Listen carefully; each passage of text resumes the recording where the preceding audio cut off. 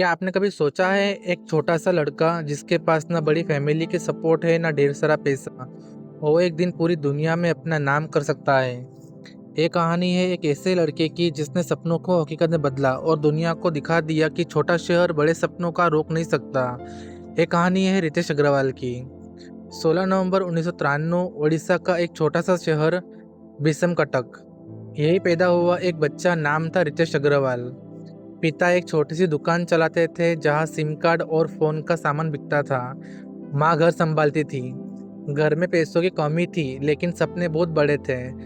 रितेश बचपन से ही होशियार थे। नई नई चीजें देखना, समझना और सीखना उन्हें बहुत पसंद था। गांव के स्कूल में पढ़ाई शुरू हुई। रितेश पढ़ाई में अच्छे थे लेकिन उनकी असली रुचि थी किताबें और इंटरनेट में। 8वीं क्लास में जब बाकी बच्चे खेल में व्यस्त थे, रितेश कंप्यूटर के सामने बैठकर इंटरनेट पर नई नई चीजें खोज रहे थे।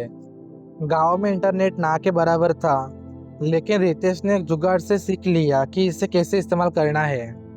17 साल के होते होते रितेश ने फैसला कर लिया कि उन्हें अब बड़े सपनों के लिए बड़ा शहर जाना होगा। वो दिल्ली पहुंचे, कॉलेज में दाखिला लिया, लेकिन उनका ध्यान सिर्फ पढ़ाई पर रहता था।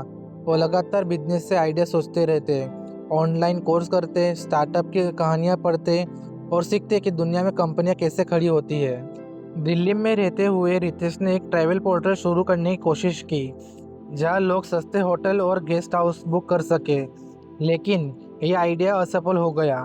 न टीम थी, न पैसा, न इंडस्ट्री का अनुभव। पर रितेश ने हार नहीं मानी। उन्होंने सीखा, असफलता अंत नहीं, अगली कोशिश की तैयारी है। 2013 रितेश ने अपने आइडिया को नया रूप दिया और लॉन्च किया ओयो रूम्स। ओयो का मतलब ओन योर ओन, यानी अपनी मर्जी से ठहराना। उन्होंने देखा कि भारत में बहुत से होटल अच्छे हैं लेकिन उनकी सही मार्केटिंग नहीं होती, तो उन्होंने होटल मालिकों से पार्टनरशिप की, स्टैंडर्ड क्वालिटी और प्राइस तय किए और ओयो को ऑनलाइन ले आए।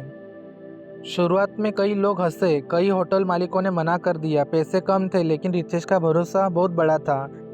धीरे धीरे ओयो ने काम करना शुरू कर दिया, युवाओं को सर्विस पसंद आई और कुछ ही सालों में ओयो सिर्फ भारत ही नहीं, दुनिया के कई देशों में फैल गया। फोकस रखो, चाहे मुश्किल कितनी भी हो। असफलता से डरो मत, उससे सीखो। अपना पैशन ढूंढो और उसी से मेहनत करो। सही माहौल बनाओ और सीखते रहो और हमेशा नए टारगेट सेट करते रहो। रितेश की कहानी में सिखाती है कि सपने छोटे बड़े नहीं होते, उनकी कीमत आपकी मेहनत तय करती है। अगर आप भी अपने सपनों को हकीकत में बनाना चाहते हैं तो आज ही पहला कदम उठाइए, क्योंकि हर बड़ी मंजिल एक छोटे कदम से ही शुरू होती है।